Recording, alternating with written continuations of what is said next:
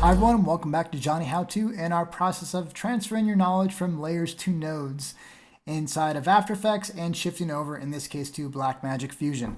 Now, last time we had left off to where we had just put together our comp and we had used Transform to move around our footage a little bit. Now I'm going to go ahead and change it to where I'm moving what I actually want to, which is our Mitosis guy. So I'm going to hold down Shift and left click and drag, and when I let go, it will be inserted onto that pipe right there. And before I get too far on, I do want to talk about a few more things as far as how things work and how and again, this is another really big sticking point with nodes, in that if I wanted to make more versions of these Mitosis guys, if I wanted to have, say, a group of 6 of these guys, I would need to, in After Effects, let's go and pop back over there again real quick, I would just, makes a lot of sense, just duplicate, Control D to duplicate, Control D to duplicate. I can go ahead and move these guys over. I'll go ahead and move this guy, copy these guys over as well. And now while they're all synced up, I do have all these guys in here, and no big deal. Now, this can be a little bit hard to track after a while because I have all kinds of layers and I can have all kinds of effects applied to just them individually. If I want to have a blur attached to this guy as well, I need to copy and paste it. Nothing wrong with layer-based compositing. I love it. I love After Effects. Probably one of my favorite bang for buck programs of anything out there. But in node-based compositing, we have a different way of being able to go about this. It can be a lot easier and a lot more efficient in certain ways as well. And so let me just try and introduce where this can become more powerful. So if I wanted to kind of go about the After Effects way, and this would be the way that would make sense to start off, if I wanted to make more Mitosis guys, I would just probably do a Control Z to copy and a Control V to paste, and now I have another set of these Mitosis guys out here that I could transform and merge on top of my footage. The cool thing is with node-based composites, we actually don't need to do that. So in this case, all I really need to do is I'm going to go ahead and create another transform. So I'll go ahead and do Shift Space, and since that's the last node I used last time, it's going to be the first one up. I'm going to click on Add. And I'm going to go ahead and plug in this input into my Mitosis guys again.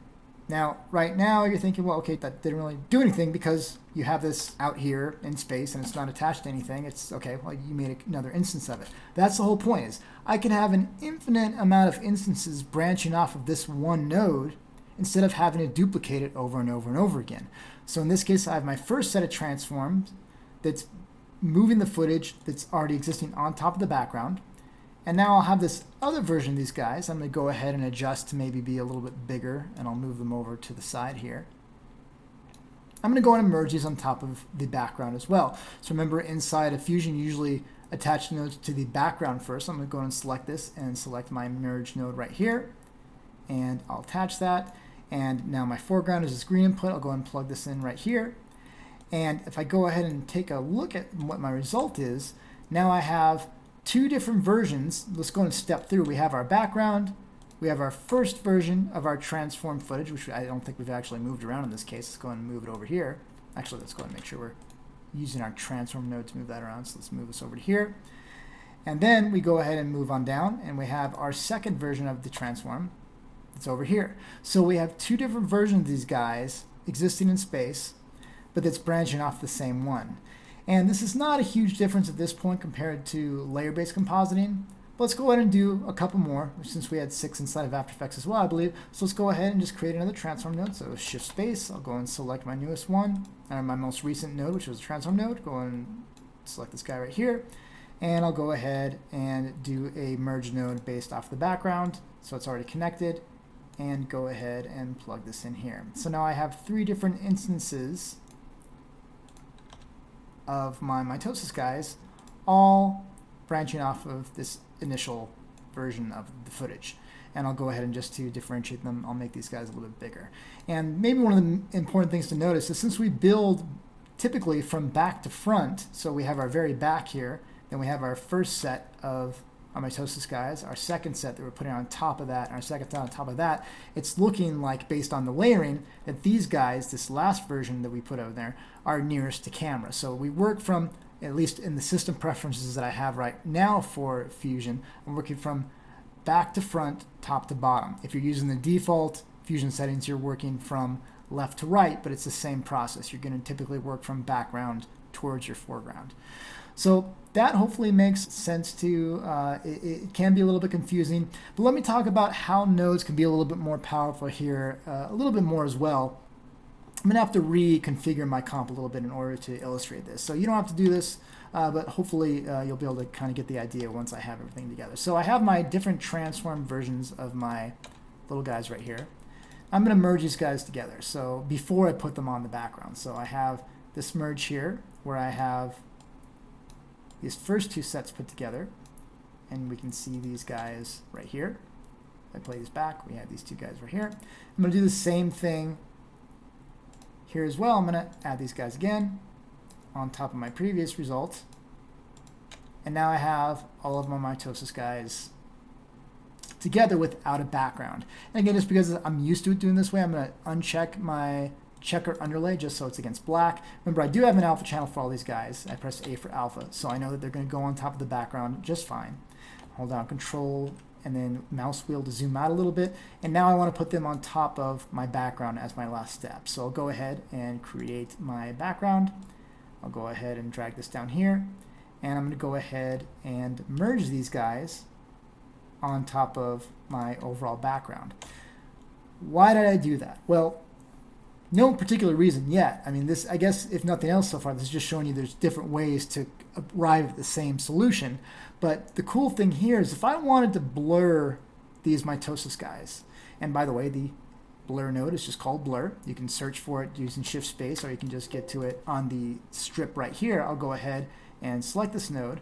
I'll select blur, and this inserted this blur node right here. I'll give myself some more space.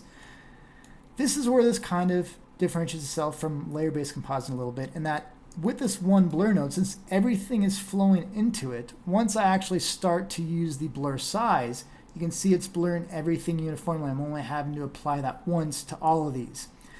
Now, this doesn't seem like a big deal, but if we pop on back into After Effects, like we did before, unless we pre-compose these. So you can do this in After Effects this way. If you pre-compose these, you could do this without having to do it multiple times. If I do a Gaussian blur here, and I apply this to this guy right here, I'll press E for effect, and I go ahead and adjust my blurriness, or I could do this up here. I have, say that that's the blurriness that I want. I want it to be applied to everything. I'd have to go ahead and select my Gaussian blur, copy and paste it onto all these guys. And so I'm basically doing this process 3 times, having to process 3 times. Whereas inside of Fusion, since I'm piping them all into one blur, it's only having to do that process once. So that's a little bit more an efficient way of doing things. Again, I'm not saying that this is not just as powerful to do in After Effects, because again, I could just go ahead, I'll delete these Gaussian blurs on the individual layers. I could go ahead and pre-compose these guys and then add a Gaussian blur to these guys as a group and get the same result that I would. But now if I want to adjust these guys individually, reposition them, now I have to go dig into the pre-comp, and I have to go, the different tabs and everything. So it's not a matter of layers are better than nodes or nodes are better than layers. And I swear that happens all the time in the industry. It's so funny to hear people argue about which one is better. I'm maybe a little bit more agnostic because I was learning both at the same time. But this is, I think, a nice way to be able to know at a glance what really is going on in your comp. So I have all these different versions of the mitosis guys being put together, assembled, and then I'm blurring them separately, and then I'm merging them over my background. So it's just a different way of working, but in certain ways, especially in the future videos, maybe not even in the series, but in future videos I'll do, you really see how powerful this becomes. So hopefully this makes sense. If you're ever getting confused with the work you're doing, just try and step through your comp and see what's happening each single step along the way. It can be really confusing if you're trying to take it all in at once, but hopefully if you arrange your nodes correctly, if you name them nicely, and I'll go over this in a later video, hopefully you should be able to, at an assembly line view, just kind of scroll through and say, okay, this is what's going on. And the cool thing is if someone else is handing you this, you can look at it and say, okay, this is everything that's going on, and it just flows all together. So that's it for this video. Thank you very much for watching. I'll see you in the next Johnny How To.